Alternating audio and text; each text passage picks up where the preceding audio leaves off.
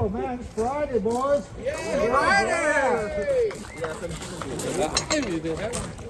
It is Friday. Thank God it is Friday. Keep passing around. Just make sure everybody signs it. Got a couple things I want to talk about today. Besides it being Friday and that making me very happy, and I'm assuming most of you, that was a good hard week. Yeah. Right on. So, first thing I want to talk about is complacency and how to reset your safety parameters, both as a team, a crew, and individually. And I'll use the example of the incident that occurred yesterday with the roofers.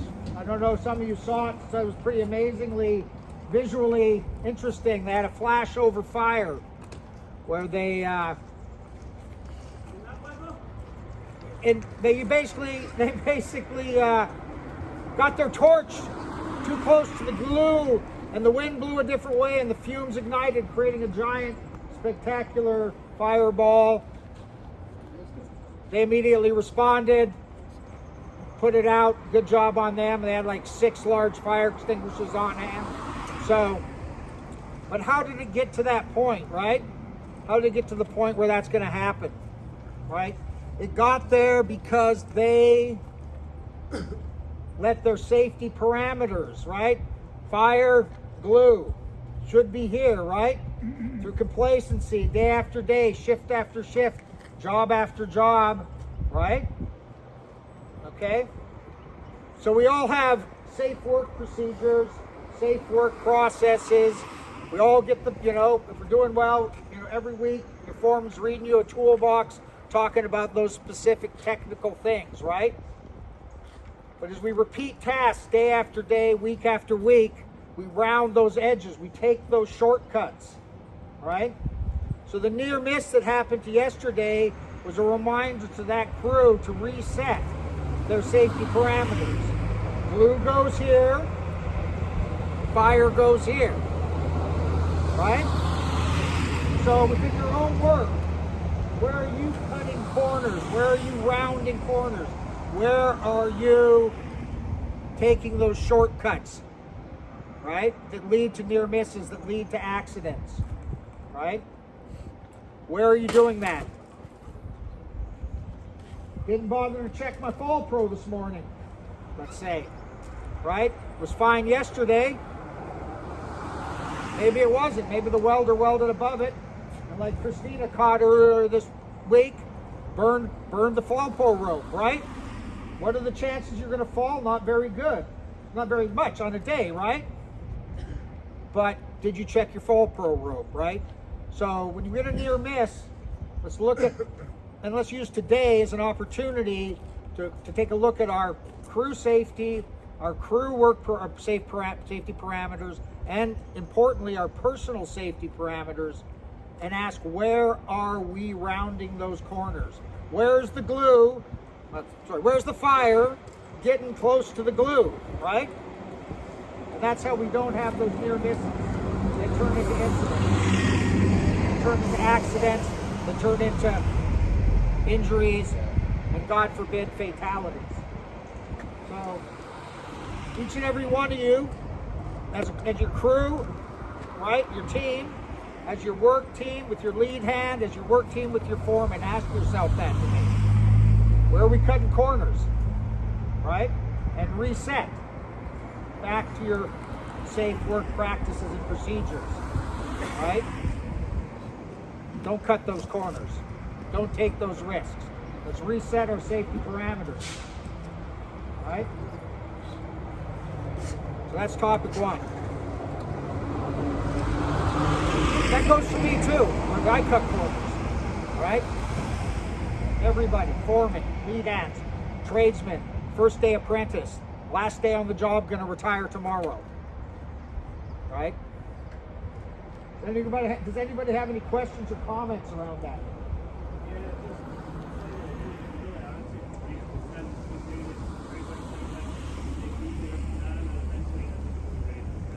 Yeah. Yeah. Right on. Absolutely. And that leads beautifully. Thank you, Mike. How'd you know what my next topic was going to be? Right on. Okay. So I'm going to do a little bit of story time here. Please bear with me. But it'll feed into the topic. Okay. So Tuesday, Wednesday, I took some time off work, had some personal matters to tend to, right? Got done early Wednesday, headed out to Sombrio, right? People know what Sombrio is here? Yeah, it's the place, right? Massive waves, surfers love it, incredible nature, okay? Bear with me in the story. So I went and I sat on the beach, watched the waves crash, right? Chilled out in the sunshine, you know, taking a really good break, right? Rewarding myself. This family, a couple of families came up, like 5 or 6 kids, right? And a couple of parents, few parents, they sat about 30 meters away from me. And a couple of the kids, about a 10-year-old boy and about a 5 or 6-year-old girl dressed up in winter clothes, heavy jackets, boots, right?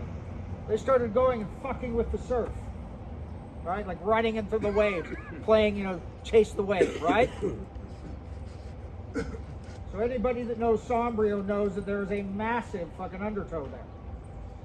And that wave is no joke, right? So I looked over at the parents and I said, hollered over them like, hey, I don't know if you guys ever been here before, but there's a really nasty undertow here. And the one dad kind of waved to me like, yeah, thanks, buddy. Yeah, nobody's going in the ocean. No one's going in the water. I'm like, okay, just wanted to let you know. I sat back down. About 30 seconds later, I looked to the beach, and the 5 or 6-year-old girl is sprinting after a wave, chasing after it. And she's running right for the fucking washing machine. Right? And I stood up and I said, your daughter is in extreme danger right now. And the mother caught on. She's like, get back here, little Susie. Little Susie came running back. Right? So why am I telling you this story? Right? It's not to brag about this thing I did. I'm happy that I was there. I feel really fortunate that I was there to intercede, right? But that's not why. I want you to think about a skill that you have as construction workers, as plumbers, as carpenters, as iron workers, as building systems workers, as a skill that you have that the majority of the people around you don't have. When you're out here, when you're not on site. And that is the ability to quickly assess and mitigate hazards. You do it all fucking day long. All day long. Most of society does not have this skill. Right? So just the same way that you look after your coworkers here, when you see something unsafe occurring, right? You speak up and you say something.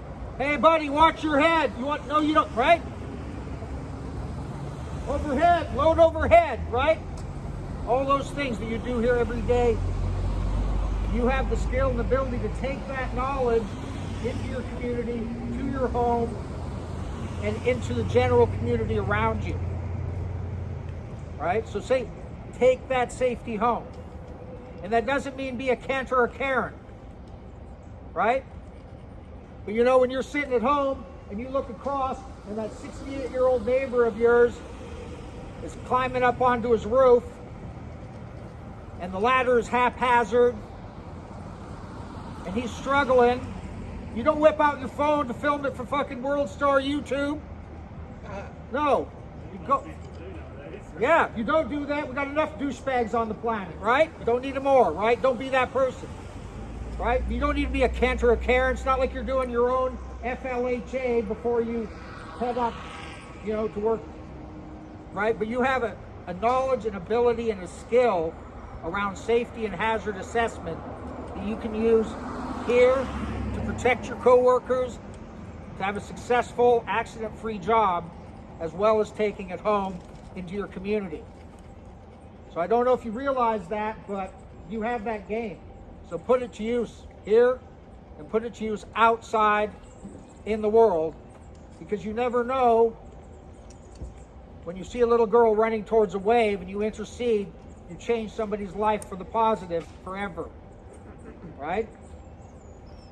An old guy climbing up on his ladder. Go over there. Hey, neighbor Bob, can I help you with your ladder? Right? So practice safety and hazard assessment throughout your life. Make your safer community, make your family safer, make the people around you safer, right? With this ability you inherently have because of the work you do every day, which is hard, dangerous, challenging, and gives you this skill that the majority of the people around you don't have.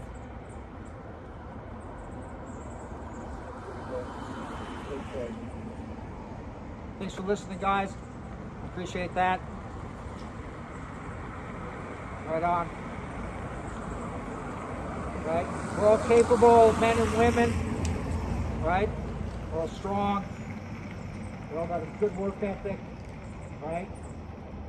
Let's let that be a pillar in our community. Let's take that out to the world with us and show people and exhibit what being a good, strong, working person is about. Right? Because we can do it, guys.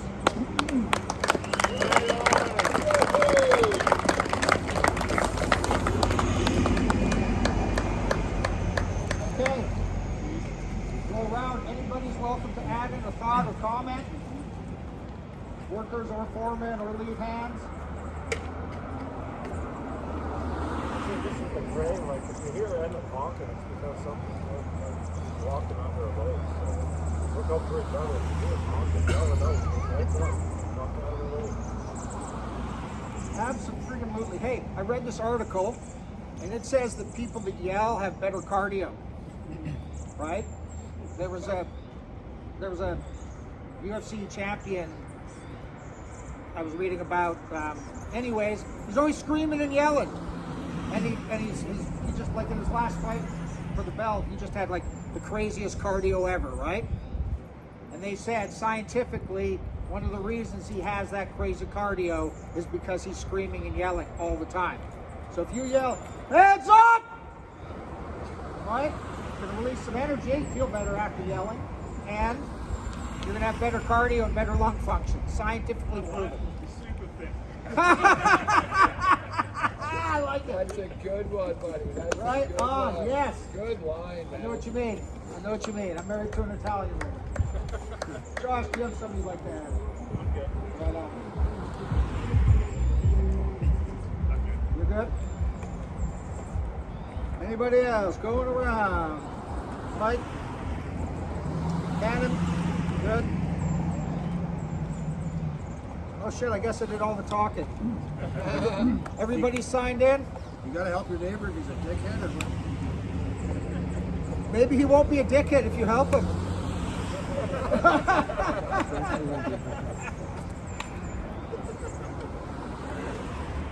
Right? Okay. Everybody sign in, please. Have a great rest of your day, safe weekend, and we'll see you back here on Monday. Thanks, Jeremiah.